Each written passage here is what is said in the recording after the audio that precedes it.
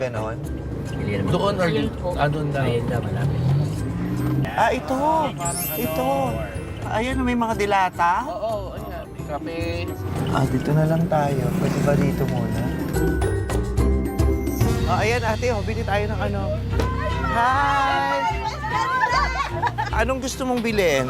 Kahit ano po, basta makain po. Pairam nga po ng box. Ayan, yan. Very good. Oh, petit.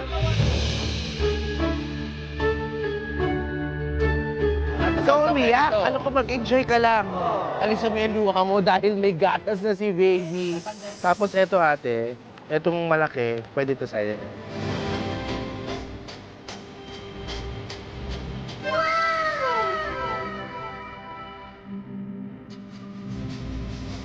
Ito.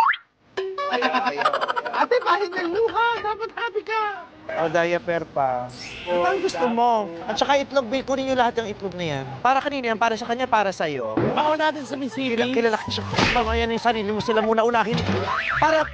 Para sa'yo yung kinukuha mo. Baon natin para hindi magutom sa sakyan. Konti pagkain na puputok ka na, ibigay mo sa kanila yan. Ang dami na nun. Share na lang Hayaan kayo mo sila. Sige na, iiyak yung bata. Aklak. Hindi pa nga Tabo, wala tayong lalagyan dahil sa mga pinagkukuha mo. Wala nang lalagyan. Sapuhin yung ilalim.